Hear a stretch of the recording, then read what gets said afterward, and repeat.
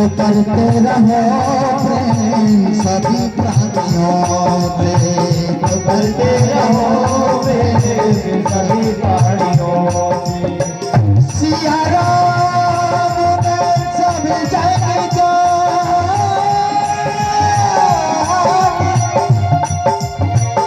करम नामी जोड़ी जुबानी करहो अगर कल्याण अपना चाहता है प्राणी, अगर कल्याण अपना चाहता है प्राणी, तो चलते रहो प्रेम सभी प्राणियों पे, तो करते रहो प्रेम सभी प्राणियों पे। जिन्हें बंदना ही अबर साधना है, जिन्हें बंदना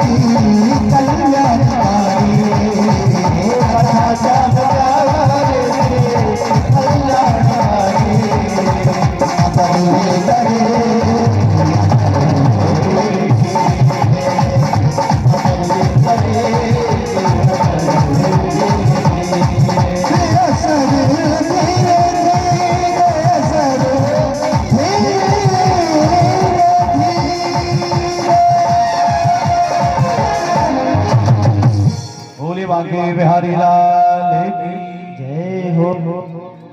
तो राजा परीक्षित से कलियुग ने कहा कि मेरे युग में तो केवल भगवान का नाम ही एक आधार है, और यदि आपको अच्छा लगे तो ठीक है, नहीं तो भाई दंड दे दीजिए जो देना है, और नहीं तो जब तक आपका राज्य रहेगा मैं आपके राज्य में प्रवेश नहीं करूंगा, मुझे रहने के लिए कुछ स्थान दे दीजिए। राजा परीक्षित ने 4 स्थान कलियुग को रहने के लिए दिए, जहां पर चोर लोग रहते हैं, जहां पर पशुओं का वध होता हो,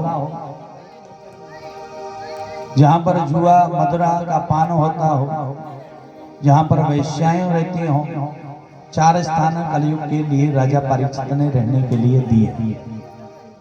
तो कलियुग बोला महाराज 4 कमरे दिए और चारों में गंदगी भरी हुई है, और जाते साथ ही सफाई करने में टाइम लग जाएगा, एक आध स्थान तो ऐसा दे देते जो कमरा खाली होता, साफ सफाई होती तो जाकर बैठ तो जाते। तो राजा परीक्षित ने कलियुग से कहा कि जाओ तुम्हारा सोने में वास हो जाए, और जैसे ही उसने सुना सोने में वास हो जाए तो कलियुग ने सोचा 4 स्थान कहां ढूंढने जाए, राजा परीक्षित तो स्वयं सोने का मुकुट लगाए हुए हैं, और राजा परीक्षित के मस्तक पर वो कलियुग सवार हो गया। दुष्ट ऐसे ही होते हैं, नीच प्रवृत्ति के व्यक्ति जिससे बढ़ाई पाएंगे उसी को सब में पहले नष्ट करने का प्रयास करेंगे। जैसे नीच बढ़ाई पावा सो प्रथमई हत ताहे नसावा, जैसे अग्नि से धुआं प्रकट होता है, और जब धुआं प्रचंड हो जाता है आग को ही बुझा देता है, और कलियुग जब उसका मौका मिला तो राजा परीक्षित के ऊपर सवार हो गया, और जिसके ऊपर कलियुग सवार हो जाए उसकी बुद्धि कहां तक निर्मल शुद्ध रहेगी। राजा परीक्षित आगे बढ़े, जोर से प्यास लग रही थी, दूर दूर तक जंगल में कहीं जल दिखाई नहीं दिया। सामने देखा एक ऋषि की कुटिया, सम्यक ऋषि का आश्रम बना हुआ है। उन्होंने कहा महात्मा का आश्रम है, यहाँ तो जल मिलेगा ही, और जैसे ही सम्यक ऋषि के आश्रम पर राजा परीक्षित जी जाते हैं तो महात्मा जी तो समाधि लगाए हुए भगवान का भजन कर रहे थे। उन्हें तो कोई मतलब नहीं है कौन आ रहा है कौन जा रहा है। और राजा परीक्षित जी जैसे ही सम्यक ऋषि के आश्रम पर गए तो महात्मा जी नेत्र बंद किए बैठे। राजा परीक्षित के ऊपर तो कलयुग सवार था। उन्होंने सोची कि ये ढोंगी बाबा, इसने दूर से देख लिया कि राजा आ रहे हैं, इनका स्वागत करना पड़ेगा, बैठने के लिए आसन देना पड़ेगा, जलपान कराना पड़ेगा, इसलिए आंखें बंद करके बैठ गया। गुस्सा के मारे राजा परीक्षित का शरीर क्रोध लाल हो गया। बाहर निकले, मरा हुआ एक सर्प पड़ा हुआ था और उस सर्प को उठाकर सम्यक ऋषि के गले में राजा परीक्षित ने उस मरे हुए सर्प को डाल दिया। और राजा परीक्षित जी अपने राज्य को पुनः हस्तिनापुर वापस आए। सम्यक ऋषि के पुत्र श्रृंगी ऋषि बालकों के साथ में खेलते हुए जैसे ही लौटे और उन्होंने देखा कि मेरे पिता के गले में मरा हुआ सर्प पड़ा हुआ है। क्रोध का ठिकाना नहीं रहा। उन्होंने कहा कि ये निंदनीय कृत्य किसने किया है, मेरे पिता के गले में मरा हुआ सर्प किसने डाला है। गुस्सा के मारे लाल शरीर हो गया। कमंडल में से जल निकाला और जल निकालकर श्राप दे दिया। इति लंघित मर्यादा तक्षके सप्तमे हनि।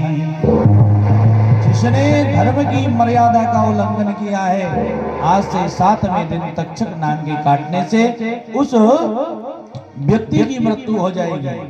और जैसे ही श्रृंगी ऋषि ने श्राप दिया तो सम्यक ऋषि की समाधि टूट गई। वो तो त्रिकालदर्शी थे, भूत भविष्य वर्तमान तीनों कालों की बातों को जानने वाले। उन्होंने कहा पुत्र ये तूने अच्छा नहीं किया। राजा थे, अरे उन्हें प्यास लग रही थी, गुस्सा आ गया तो इतना बड़ा दंड तो नहीं देना था। सर्प के काटने से जिसकी मृत्यु होती है उसका कल्याण नहीं होता है, उद्धार नहीं होता है। और 7 दिन का समय है, 7 दिन में थोड़े से समय में कैसे उद्धार होगा। अब जाओ सूचना कर दो।